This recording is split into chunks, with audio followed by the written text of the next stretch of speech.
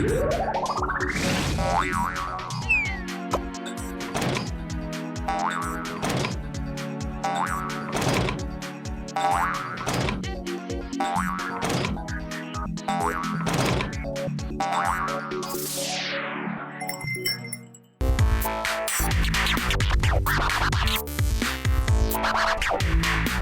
guys, and welcome to Maths Literacy Learn Extra Session 2.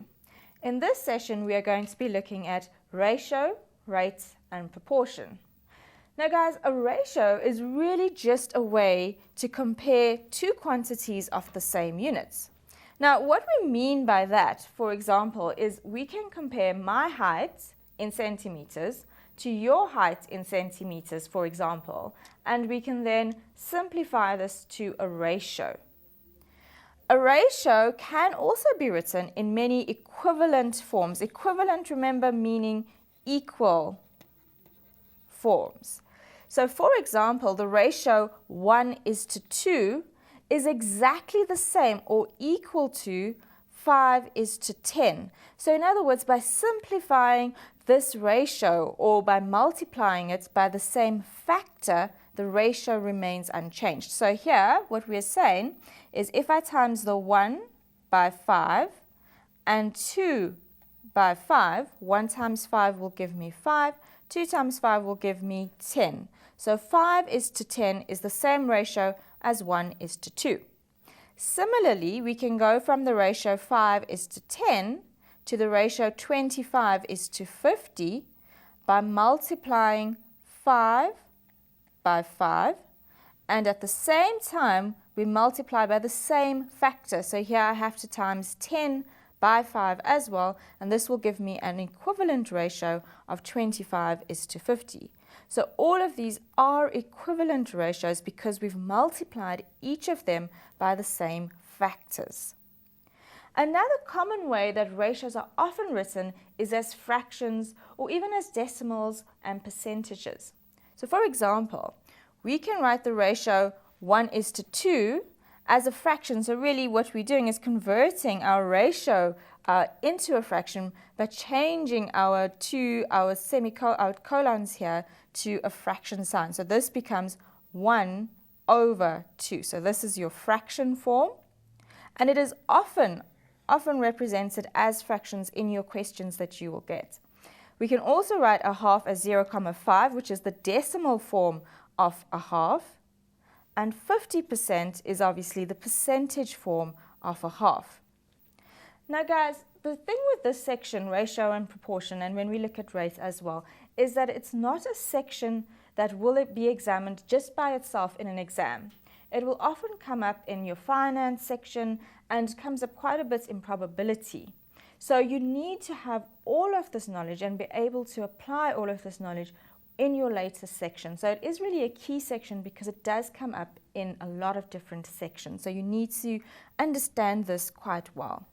A proportion is really just a ratio or a fraction, and it can also be really described as comparing one quantity to another quantity. So in other words, very, very similar to ratios, and we will go into proportions in a little more detail later on. So let's just first look at our first example on ratio. Example 1. We are told that a bottle of concentrated orange juice has to be diluted with water. Now guys, here we have a few key statements. Firstly, concentrated orange juice, don't let that alarm you. It's just like your Oros or whatever type of orange juice you have in the cupboard at home. It's just something that you need to put water in. So we say dilute with water in order for you to be able to drink this. And you know that's true. If you want your Oros, you can't just take it and put it into a glass. You have to dilute it. So in other words, pour some water in it, and then you will be able to drink it. The label on the bottle tells you to dilute, so in other words, mix it up with water. So you're mixing the orange juice with water so that the ratio of concentrate to water is 1:3. And here you've got to be very careful because the order that they give this to you, so they're giving you concentrate to water. That's very, very important because that means your ratio is divided in the same way. So exactly as it's stated. So this would be 1 part of concentrate to 3 parts of water.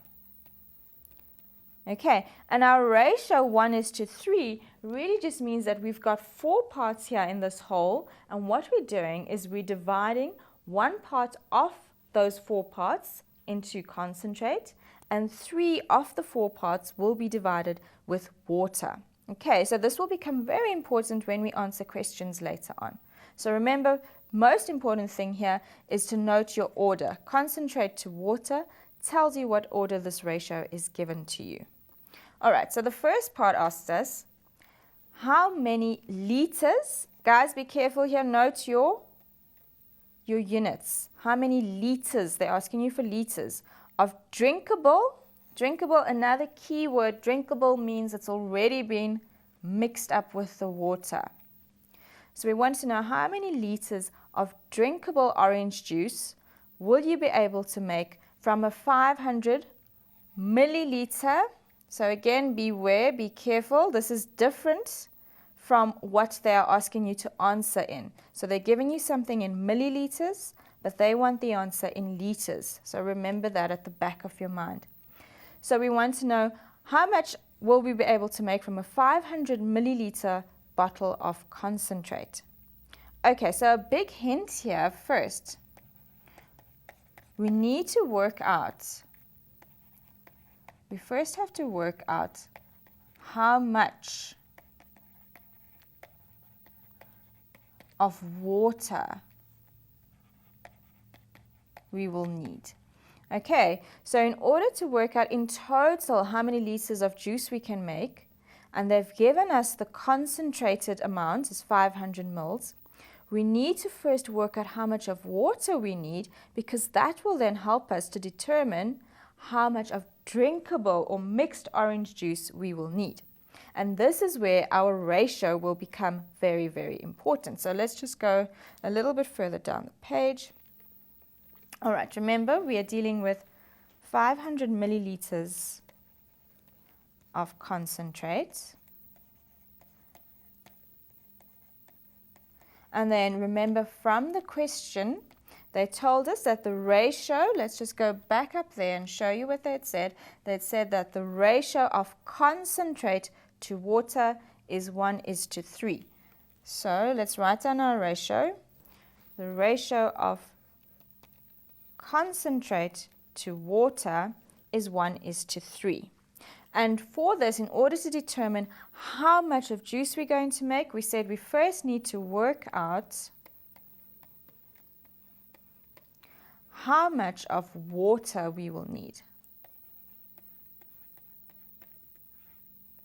How much of water?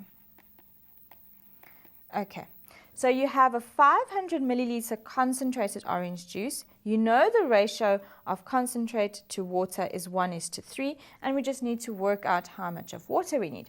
So what we're going to do is, well, we know that for every 1 part concentrate, we need 3 parts water. So if I consider my 500 milliliters of concentrate as 1 part of concentrate, so if I have 1 part of this, I am going to need 3 parts of water.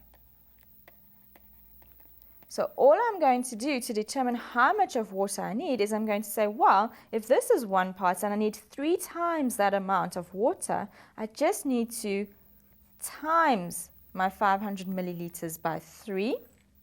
And this will then tell me that I'm going to need 3 times 500 is 1,500 milliliters of water. So you're going to need 1,500 milliliters of water if you have 500 milliliters of juice.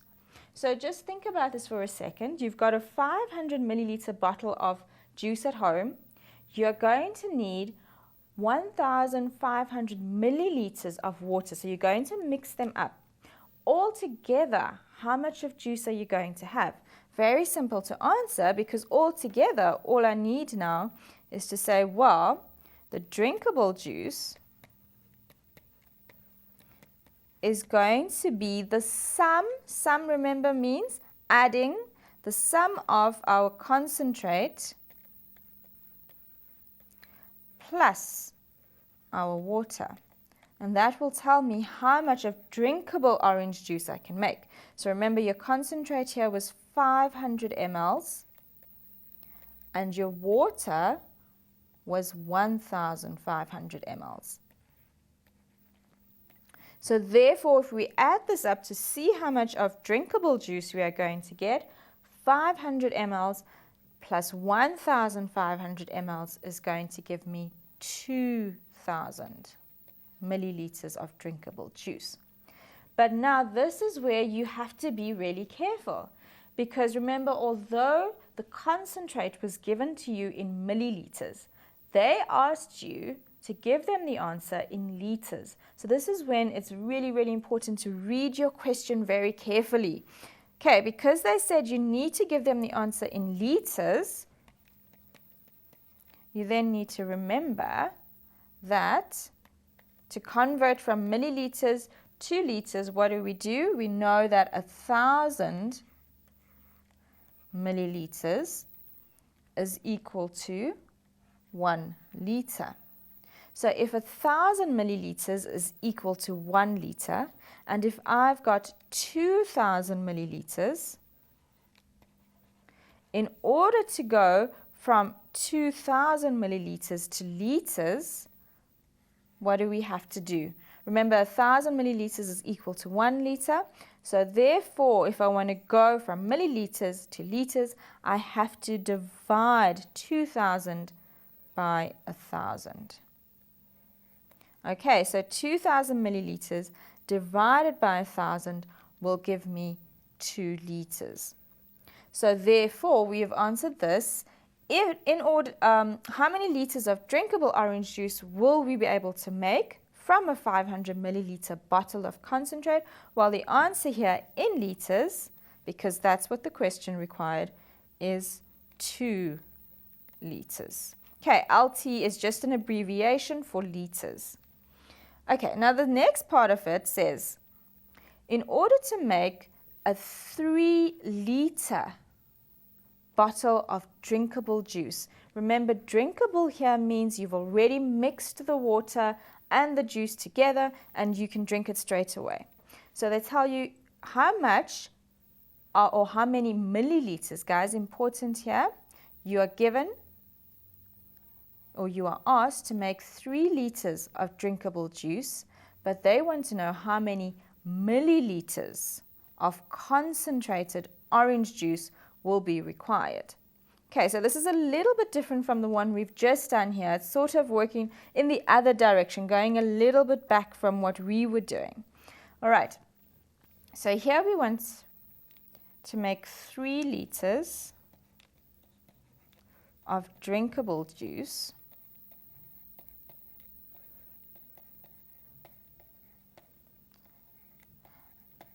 And the question has asked us, well, if you want to do that, how many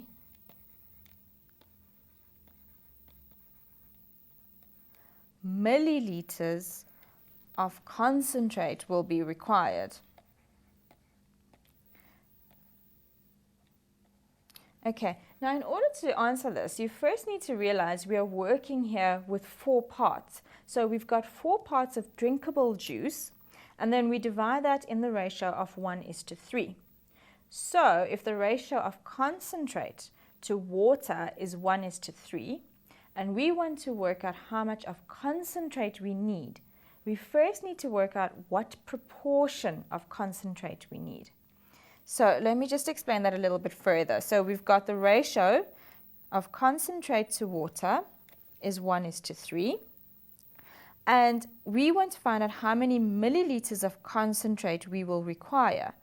What they have done here is they've given us the total, so they've given us the whole. They've given us all 4 parts. Once it's combined together, that gives us 3 liters of drinkable juice. So remember, these 4 parts will get divided in the ratio 1:3.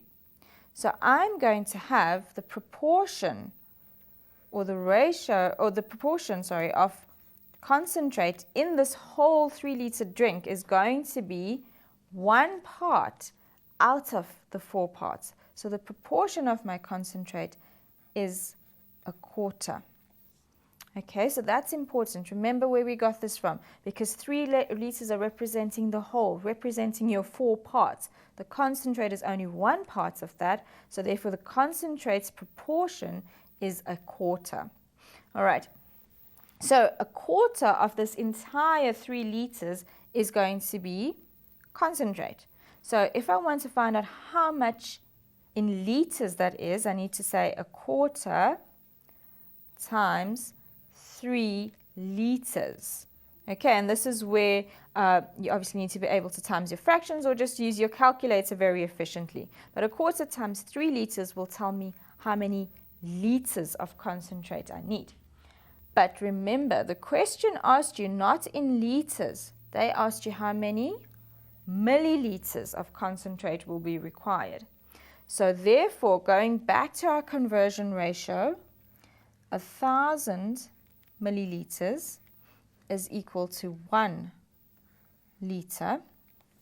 So if I've got 3 liters and I want to work out how many milliliters I need, or how many milliliters 3 liters is equivalent to, what do? We say, well, in order to go backwards from liters to milliliters, we need to multiply by 1,000. So 3 liters times 1,000 will give me 3,000 milliliters. Okay, and again, remember the reason we're changing to milliliters is because we have to bear in mind that the question wants the answer in units that are milliliters, and that's very important. You will lose marks if you do not give them the correct units in your answer. So you don't want to lose marks for silly little things. So therefore, just make sure you read your question properly. So here we've got 1/4 times 3,000 milliliters. 1/4 times 3,000. And this will give me, okay, you can do this on your calculator if you like, but you need to show this working out. So 1/4 times 3,000, so we're going to hit our fraction button there. It's 1/4 times 3,000. And this will give us an answer of 750 milliliters. Okay, so if we go back here, let's see if we've answered. Always go back, make sure that you've answered exactly what they wanted. They said, how many milliliters of concentrated orange juice will we need? Well, we've worked out we will need 750 milliliters of concentrated orange juice. Okay, so guys, we're done with that one. The next example is not on concentrated orange juice this time. This time it's on money. And this is what I was saying right at the beginning of this whole section. Ratio and proportion can come into so many different sections. You can use it to compare anything and everything as long as you're working with the same units. So in example 2, we are told here 30,000 Rand is divided between Tandy and Crystal. Okay, again, remember the order. So take a step back and say, well, if they've given me Tandy and Crystal, that means my ratio will be in the order Tandy is to Crystal. Okay, so the ratio of 2:1 means that Tandy gets the first part of it and Crystal's the second part. They want to know how much does each person get. How much? Here we're talking about money. So remember, your answer in the end, your units will have to be in rands. Okay? So 30,000 Rand, that's what we are given. That's our whole.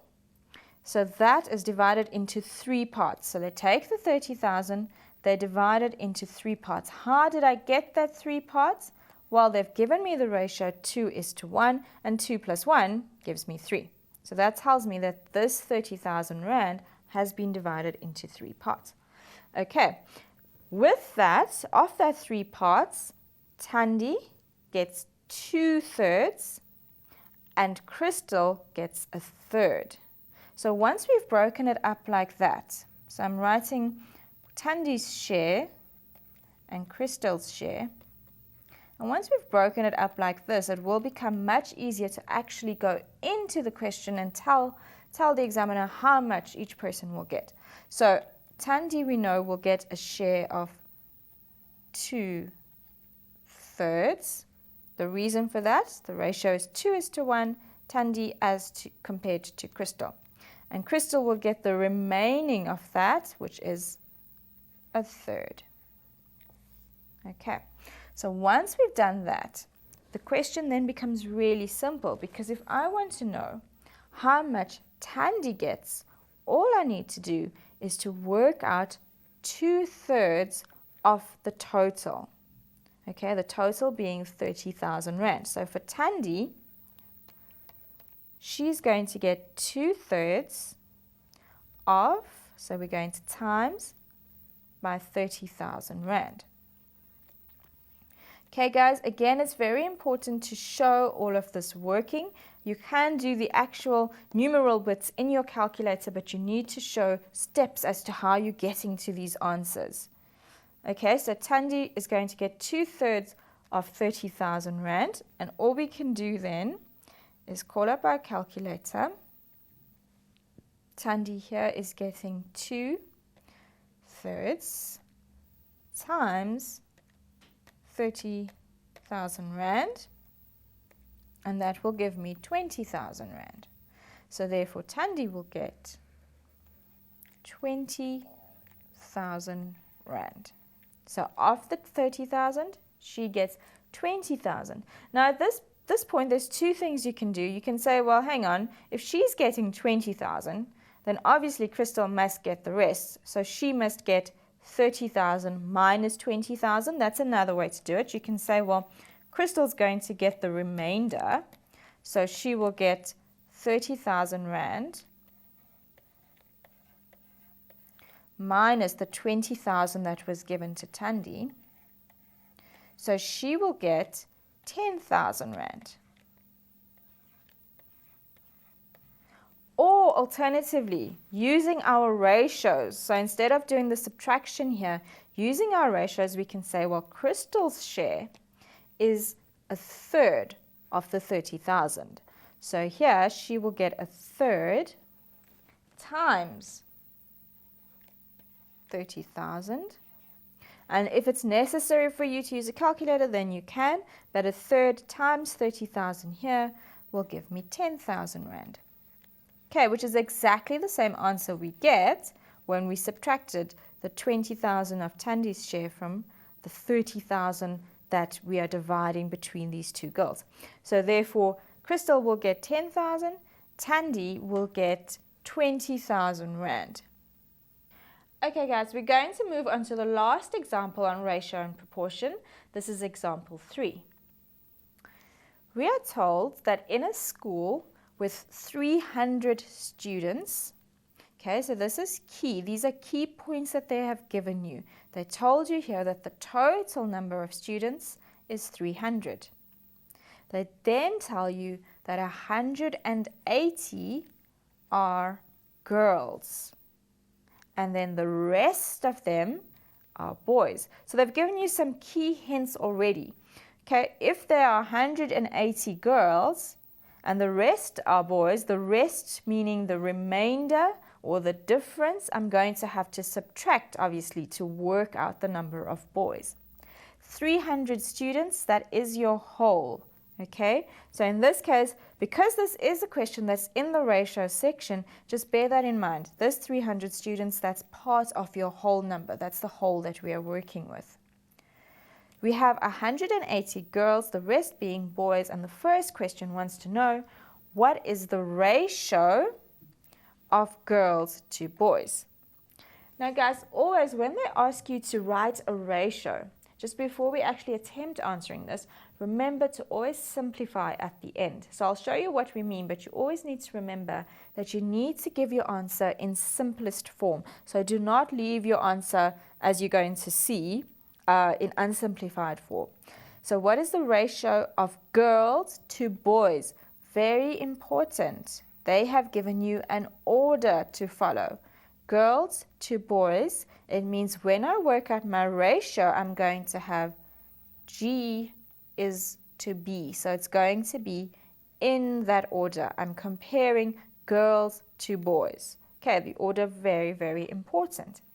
They want to know the ratio of girls to boys. So that means I need to find out how many boys there are before I can work out the ratio. So if I want to work out how many boys there are, we know that we are dealing with 300 students. And we know that 180 of those are girls. So the remainder, the rest being boys, I need to subtract 180 from 300, and that will tell me how many boys I have. So 300 minus 180 will give me 120 boys. So there are 120 boys in the school, but they did not ask you how many boys. They asked you what is the ratio of girls to boys. So we're going to set up our number of girls to our number of boys as a ratio. Remember, the number of girls is 180 and the number of boys is 120. So you will note the order here, girls versus boys. 180 girls to 120 boys. Now this is what I was saying to you, you cannot leave your answer in this form. You will not get all the marks if you leave your answer in this form. If they ask you for the ratio, you need to simplify your ratios as far as possible. So remember also right in the beginning, I told you that if you simplify a ratio by dividing or multiplying by the same factor, the ratio will stay the same. So it is unchanged if we divide or multiply by the same factor. Now, what some of you might notice, if you're quite good with your factors and multiples, is that 60 will go into both 180. So 60 goes into 180. And 60 also goes into 120. So a factor of both of these is 60. So in order to simplify this ratio, all I'm going to have to do is divide both sides by 60. And that will give me the simplest version of this ratio. Okay, so 180 divided by 60 is 3. And 120 divided by 60 is 2. Therefore, the ratio of girls versus boys in simplest form is 3 is to 2.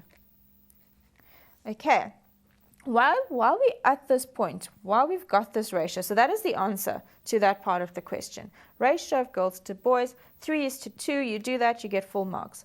But while we're at that point, just please note that if the ratio is 3 is to 2, it means in total here I've got 5 parts.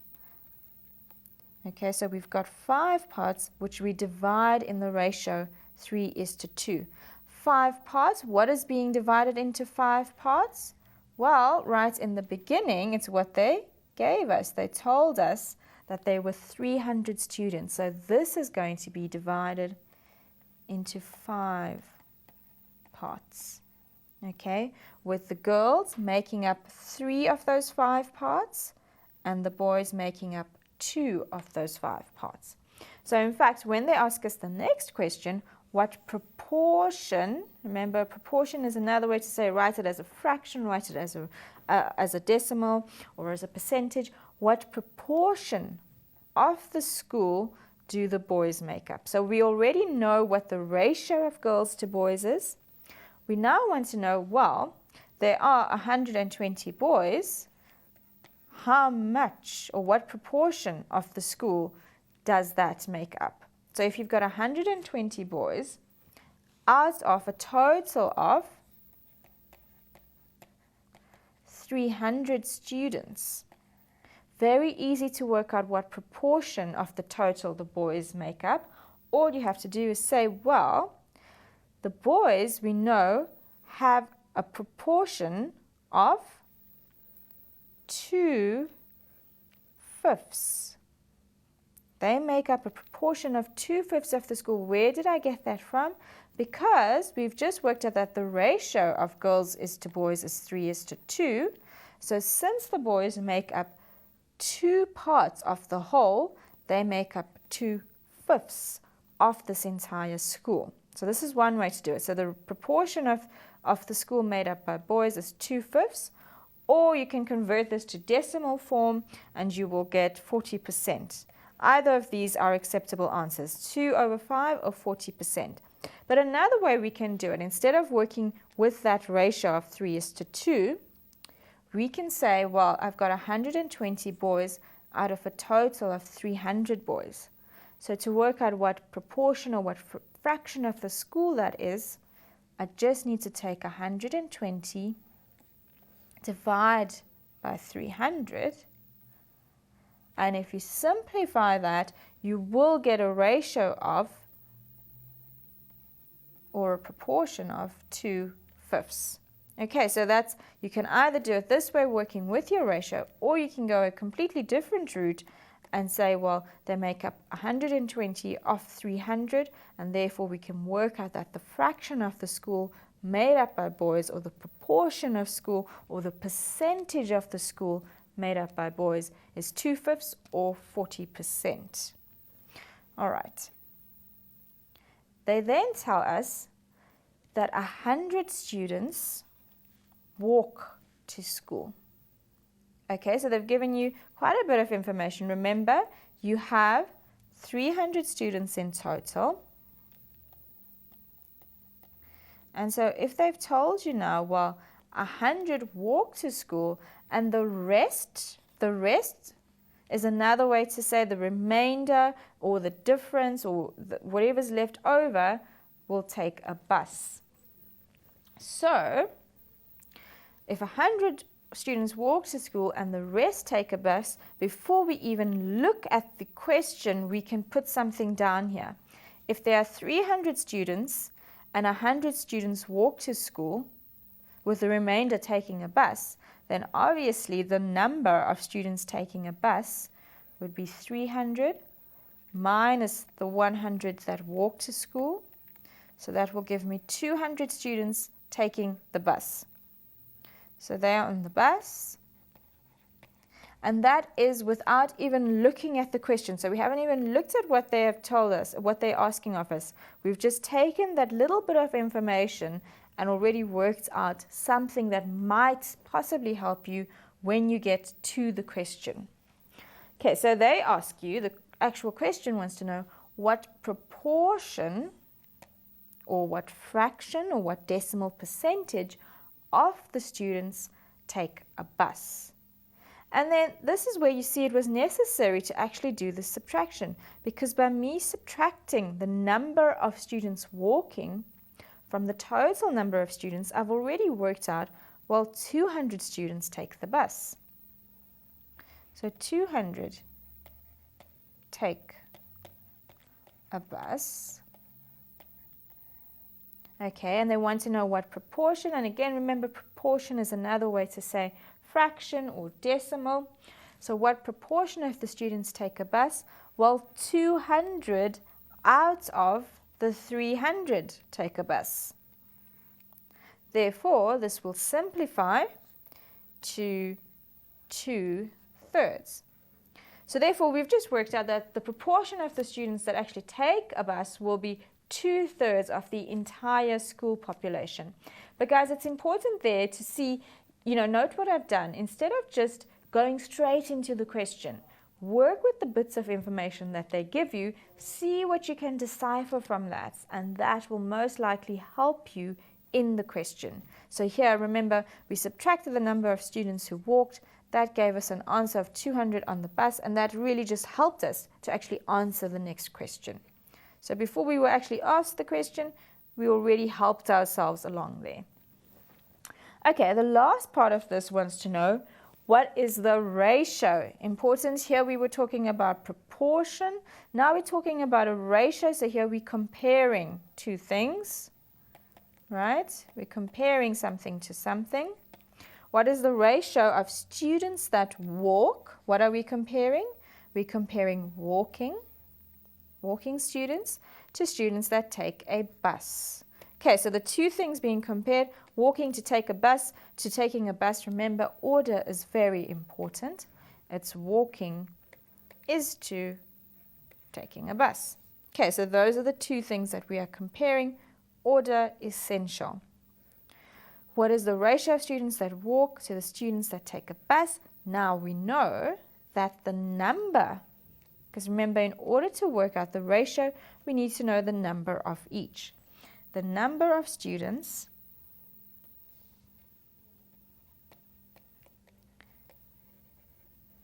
that walk, we know it was given to us. They told us that the number of students that walk is in fact 100. So therefore, we know that the number of students that walk is 100. The number of students that take a bus is, we just worked it out in the previous question, 200. All right, so together, let's just double check. 100 plus 200, yes, 300 people taken care of there. What is the ratio of walking to bus takers? So we know 100 people walk, and that we're comparing to 200 who take the bus. And remember, guys, important, do not leave it like this. You need to simplify. We have to go one step further and simplify this ratio. How do we simplify? We divide both of these numbers by the same factor. And in this case, you will notice that 100 goes into both of these numbers. So I'm going to divide both of these by 100. 100 divided by 100, which just give me 1, is 2. 200 divided by 100 is 2. Okay, so have we answered the question? Yes. What is the ratio of students that walk? So make sure that your order is correct. We are going to have number of people walking and then number of people on a bus. So my ratio, walking to bus, yes, in the right order. And my ratio is 1:2. So we have answered the question, and that's very important. Just make sure that you have always, I can't stress that enough, make sure that you've always answered each of the questions and always take into account those key phrases like, are they asking me about proportion or are they asking me about ratio? So that's key. You need to remember also that a proportion is really just another way to say, write it as a fractional form or a percentage form. Very often fractions and decimals are used when we deal with proportions. The next section we're going to look at is going to be rates. So when one quantity changes with respect to another quantity, we refer to this concept as a rate of change. Now, a very famous example is obviously speed and time, because we know that our time will change with our speed. Depending on how fast you're going, your time will either slow down or it will take longer to do the same trip, or it will take shorter depending on your speed. So that's a very famous example of rate of change. But we are going to specifically look at exchange rates when dealing with rates. And a very important thing when dealing with imports and exports, which we will get to much later on, but exchange rates, that's the important thing that I'm talking about. Now, what is an exchange rate? We all know that different countries trade with each other or buy and sell goods from one to another. And in order to do this, we need an exchange rate. So an exchange rate is really just a way for different countries to trade with each other. Now, we will get to import and export trade a little bit in another section, but it's very important for you to remember that exchange rates make it possible. Because remember, if you do not have different exchange rates, then different countries will not be able to trade with each other. So it's a very, very key thing when we deal with import and export trade later on. Different countries use different currencies. Now, what that means, guys, remember, currency is just a form of money. So, for example, in South Africa, our currency is the rand. If you went to America, the currency being used there is a dollar. So that's the currency. That's all that it means. It just means it's a different form of money. And the exchange rate is really just used to convert. Convert means change. So it's just used to change from one currency to another. So often you will listen to the news or read in the paper, they're talking about exchange rates. Well, this is what they're talking about. They're talking about converting from one currency to another. Very, very important point is that exchange rates will change continuously. So that means exchange rates all the time, they're continually changing. So if you go through the paper or if you listen to the news this morning and then you go and listen to the news at 8 o'clock this evening, the exchange rate will be different. They continually change, okay? And just an example of what really is an exchange rate. If they tell you that the exchange rate from dollars to rands is $1, that's the symbol for American dollars, all right?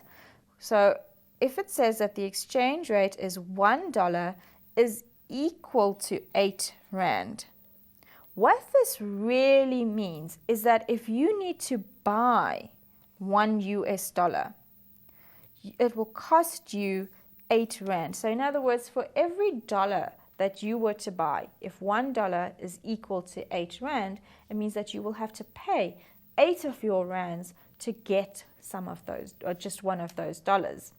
So this will all make more sense as we look at examples on exchange rates. So let's move on to our examples. Okay, example 4, they tell us that on a certain day, HK dollar. Now what that means, and usually in your exam it won't be written like this, they will actually spell it out for you. They will say Hong Kong dollar. Okay, so that's what that stands for. HK dollar is a Hong Kong dollar, is equal to 0.925426 cents. Okay, because it's less than a rand here, so it's about 92 cents. And obviously we're dealing in South African rands. So they've given you the exchange rate. They've basically said to you, well, if you want to buy a Hong Kong dollar, you will need just over 92 cents. So you use an internet site and you decide to buy a special DVD. So something like eBay or whatever the case is, you've seen there's a special DVD set and you decide to go onto that site and buy a DVD set that costs means you're going to have to pay, obviously, 270 Hong Kong dollars. Okay, so you are going to pay 270 Hong Kong dollars. What they want to know is how much will you have to pay in rands? Okay, because obviously you're not going to have Hong Kong dollars, you're going to have rands. Okay, and we want to know how much are you going to pay in rands to get this DVD set that costs 270 Hong Kong dollars. But in order to answer this, guys, very important, we need an exchange rate. And we are very lucky because they gave us one. If they didn't give us an exchange rate, we couldn't do this question, we couldn't answer it, and we couldn't trade with Hong Kong. So they've given us our exchange rate here. 1 Hong Kong dollar is equal to just over 92 cents. Now, there are really very many different ways that you can do this question.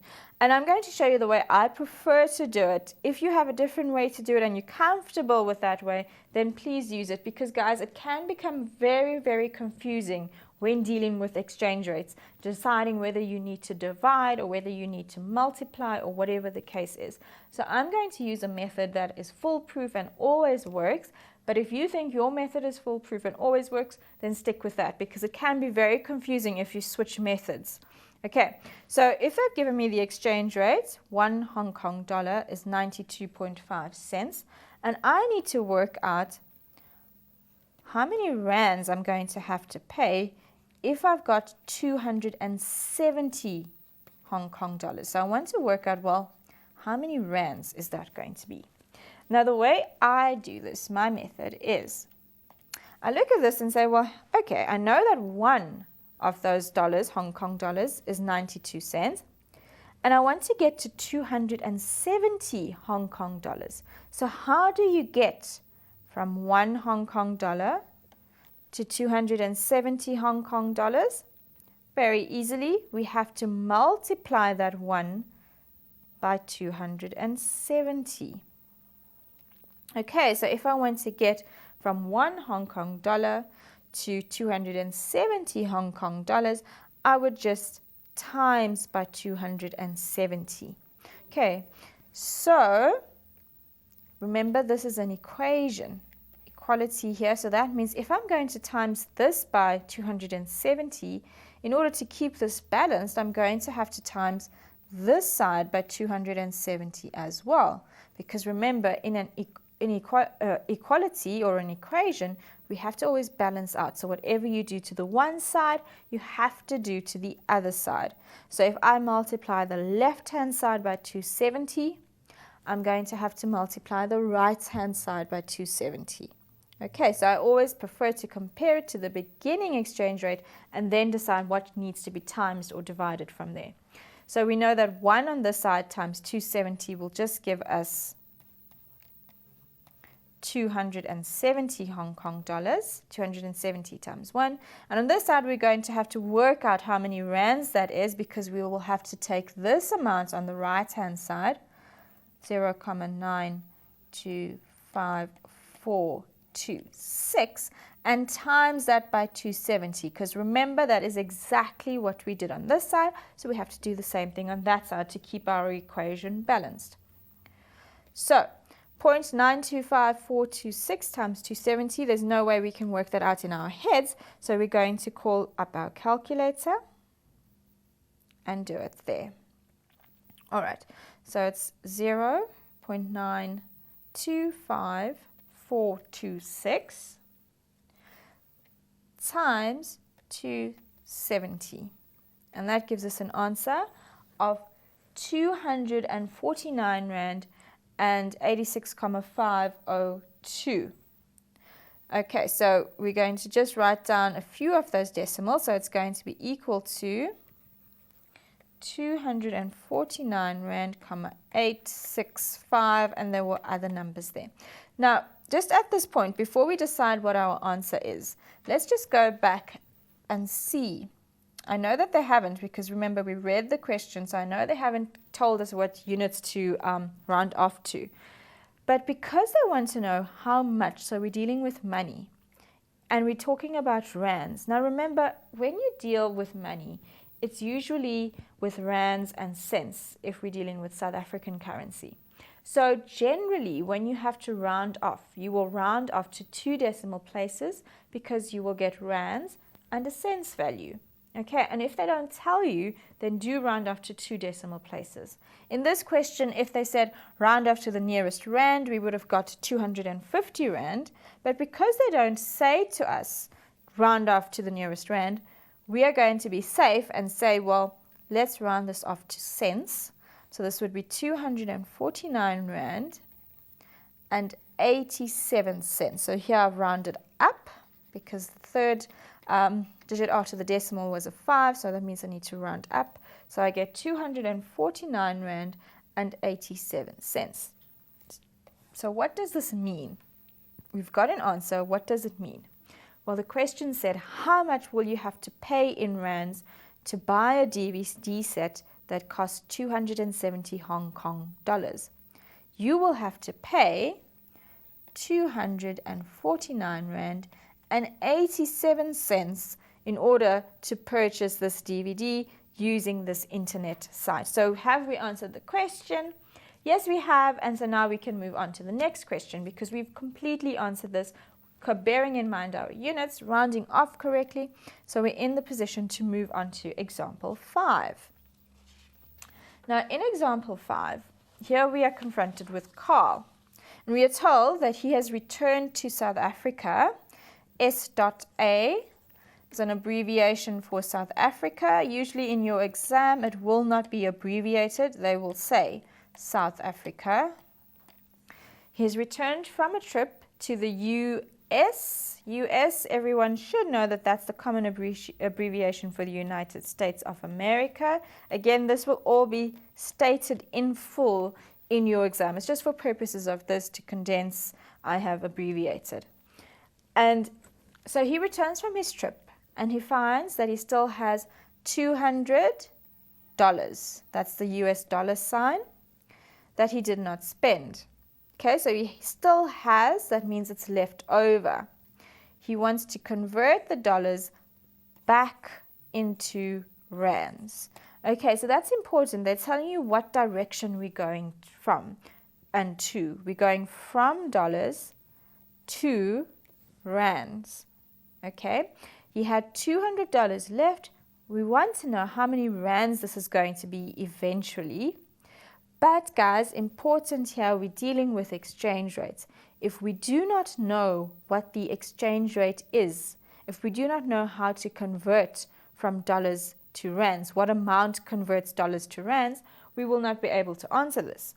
So that's why in the question they say, if the exchange rate, so they tell you what the conversion rate is. They say that it's $1 is equal to 7 Rand 45 cents.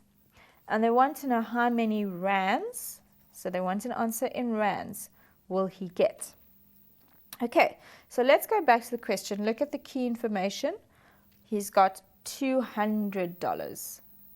So basically, what are we doing? We're converting $200 into rands at an exchange rate of $1 is equal to 7 Rand 45 cents.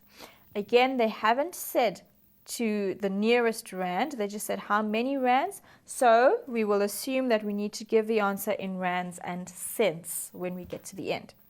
Okay, so let's write it down. We've got $1 as an equation is equal to 7 Rand 45.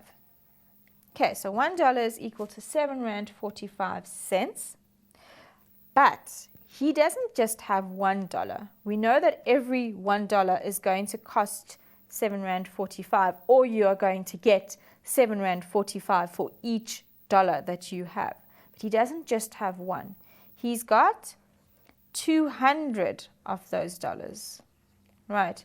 So he doesn't just have one, he's got 200. How do we get from 1 to $200?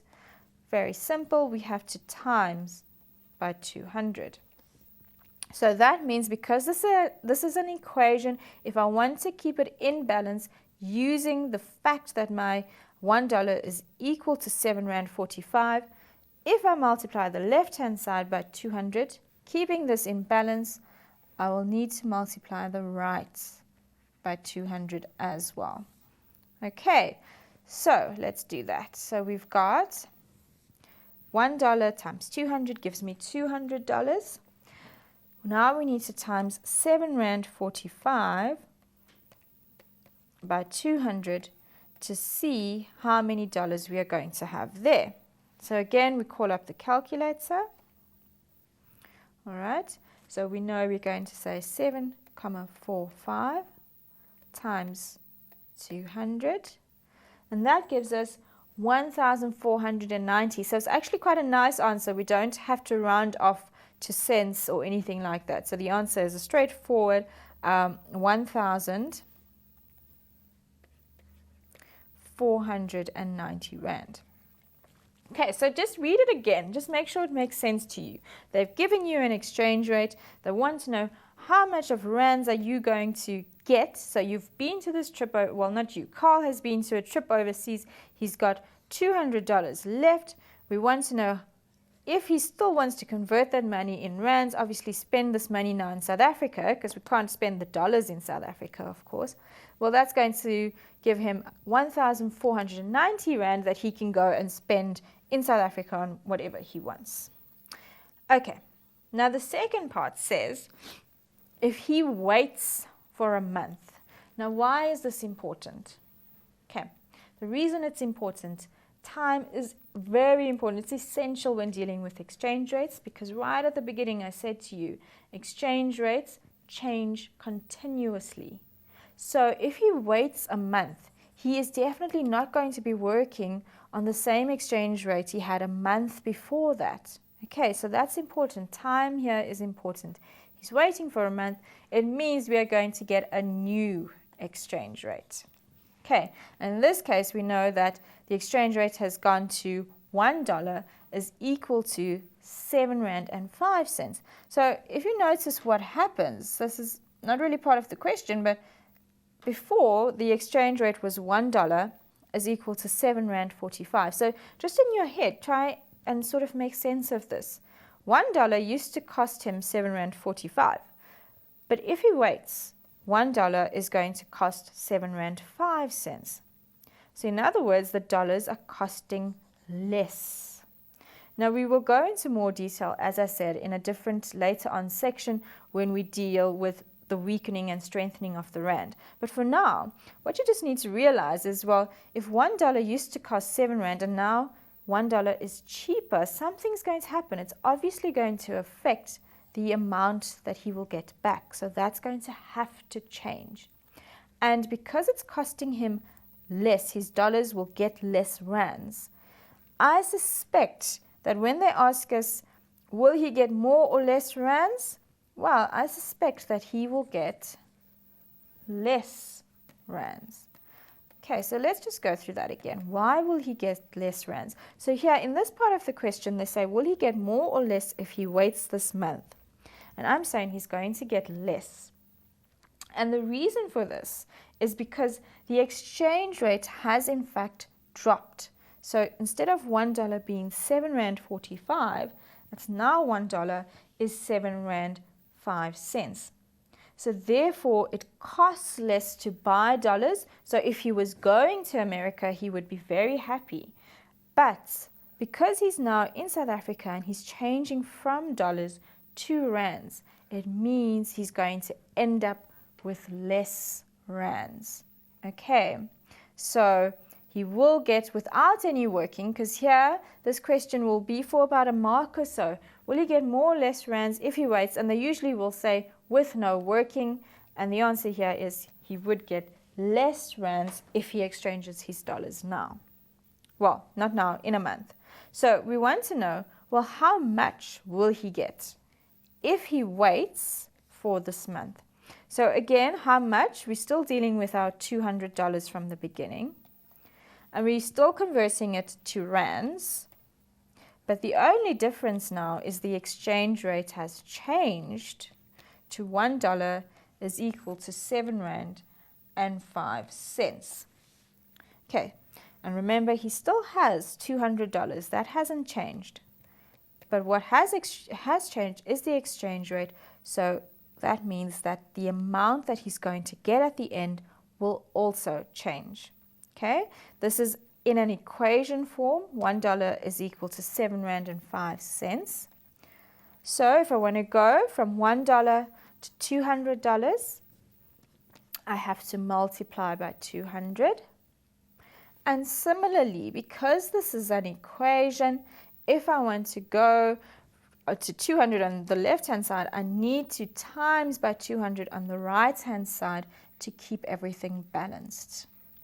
All right, so on the right-hand side, I also need to take the 7 rand and 5 cents, times that by 200, and let's see what we get.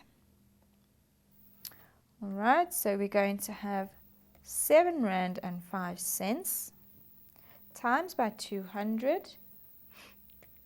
That gives me an answer of 1,410. So straight away you should see it is less than what he had before. Before he got 1,490, I think it was, and now he's getting 1,410. rand. So it makes sense. He's getting less rands if he waits for a month and converts his dollars in a month's time than if he does it straight away when the exchange rate was $1 is equal to 7 rand 45.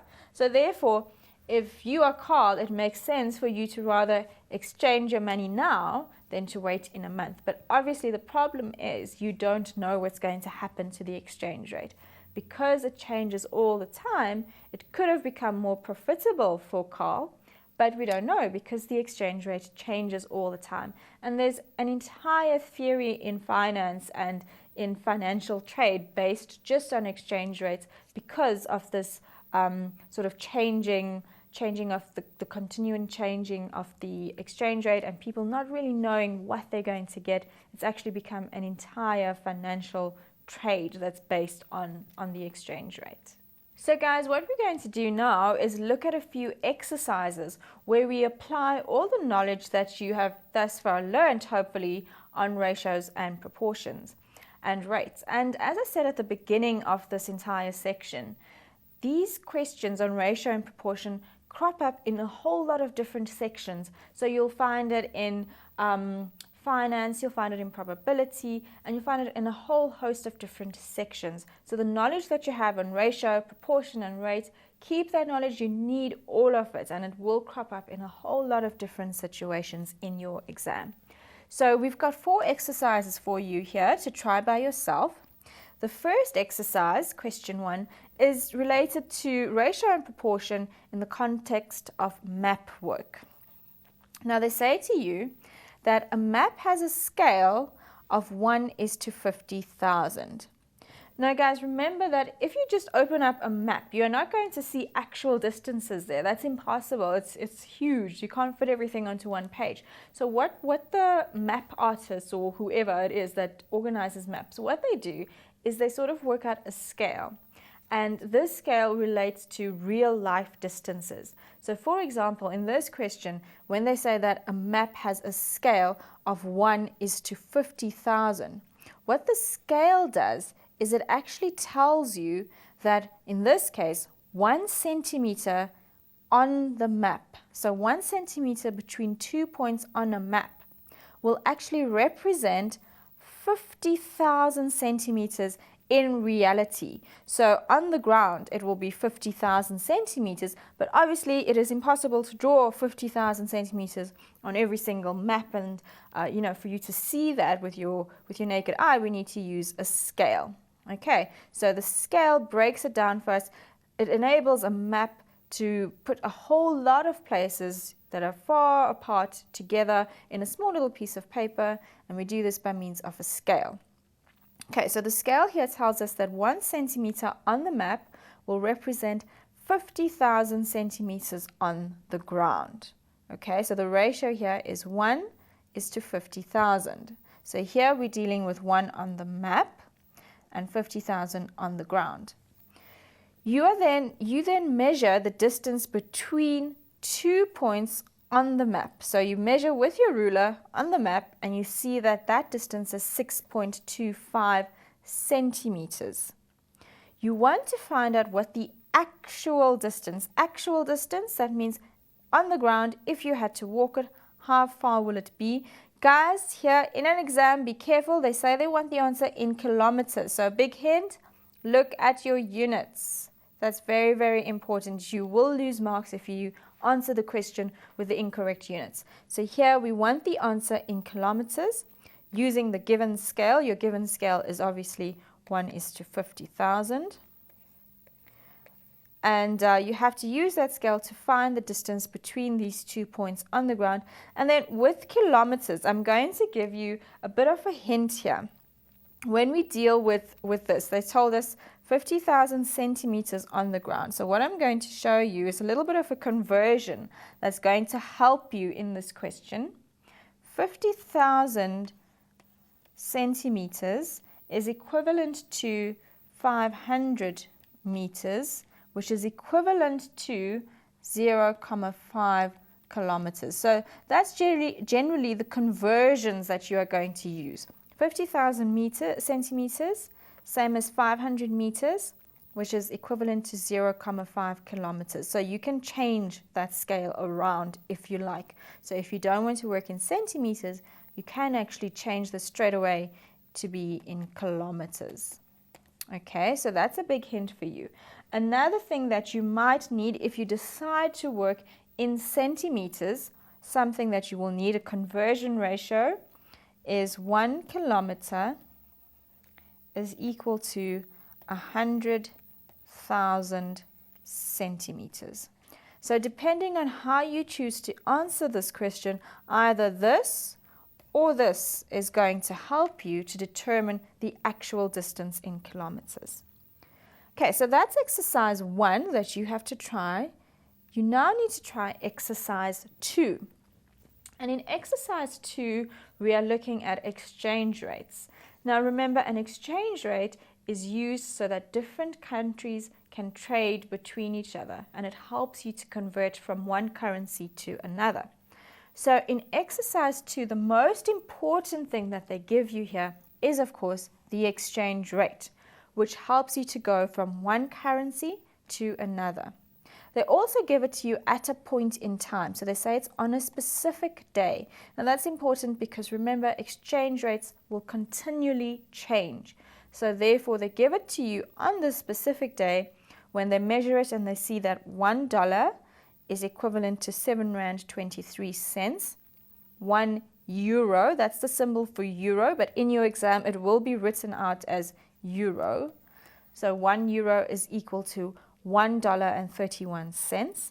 And 1 pound, that's the symbol for pounds, which they use in Britain. That's the British pound. Okay, so 1 pound is equal to 13 Rand, 6189 cents. They then ask you to convert between the different currencies. The important thing, obviously, to note for each one is which exchange rate you're going to be using. So for the first one, you're going from euros to US dollars. So here, the exchange rate to use would be the fact that 1 euro is equal to $1.31.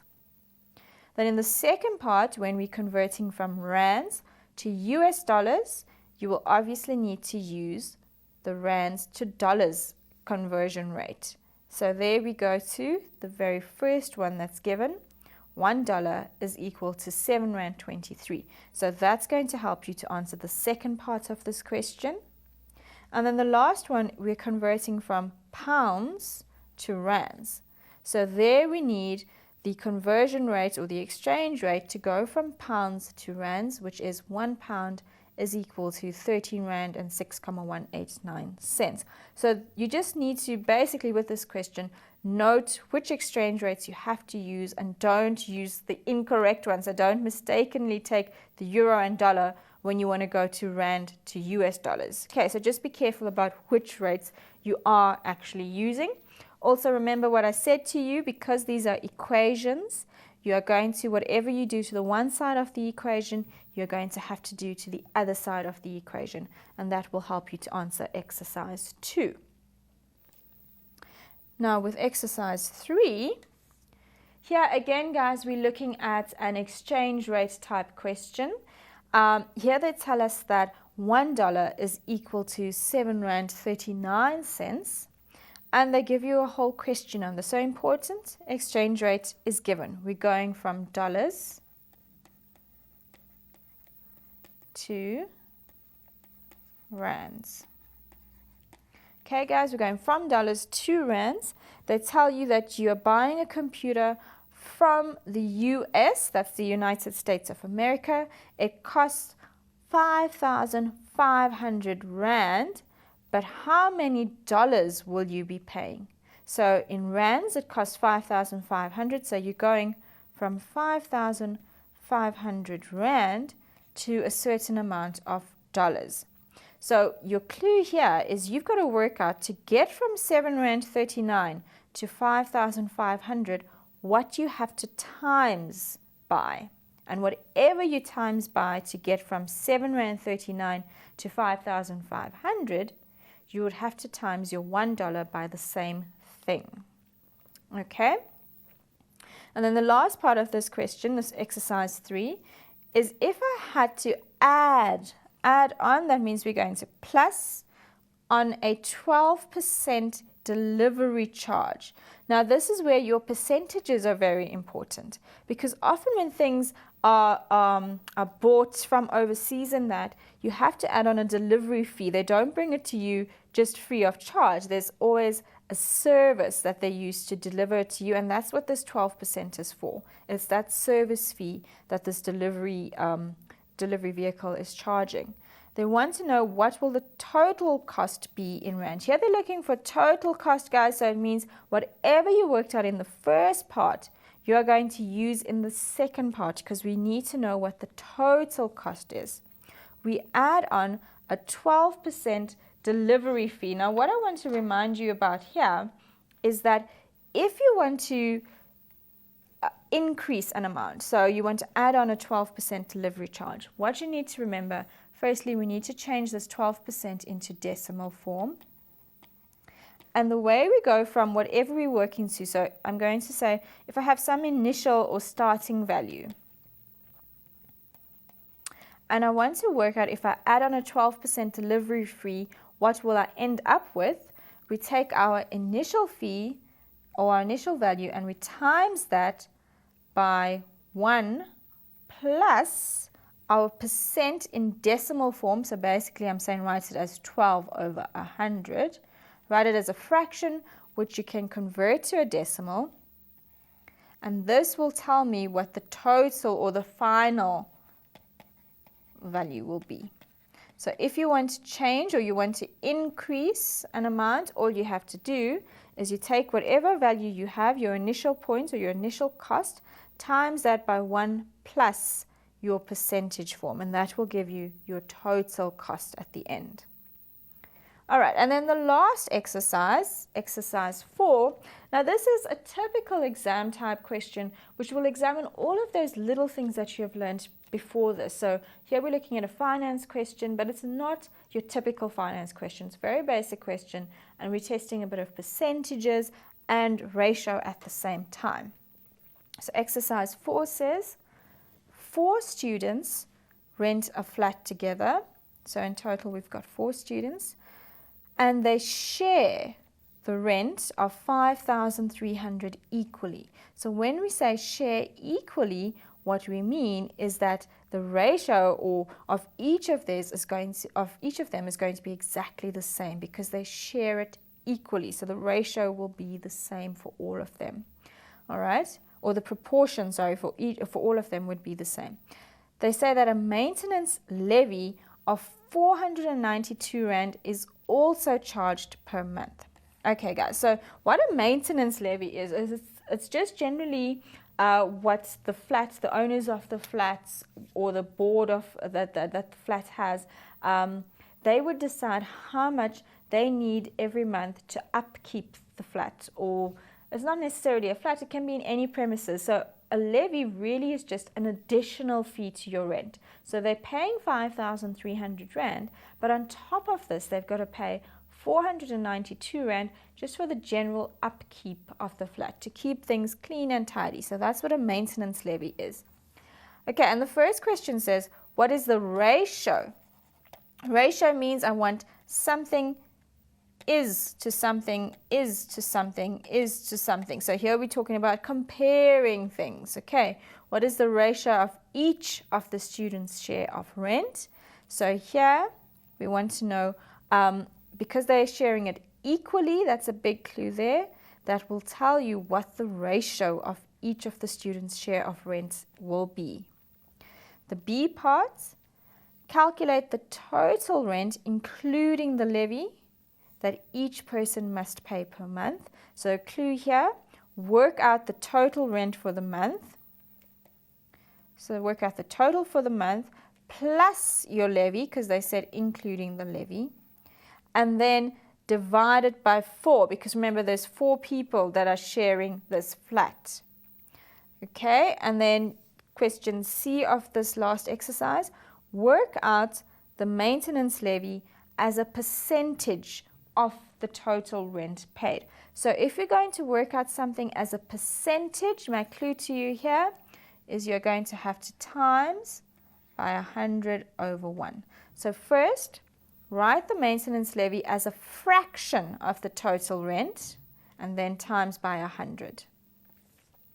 And then the last part, if the rent increased to 5,650 at the end of the year, calculate the percentage increase in rent. Guys, here we are looking only at the rent. So remember, initially the rent was 5,300. So we're not interested in the levy. We're going from 5,300 to 5,650, and we need to find out what that increase is. So I'm going to show you to work out a percentage increase. Okay, this is stuff that you would have done in previous grades, but to work out a percentage increase, how you do it is you take your final value or your end value, subtract your start value, divide that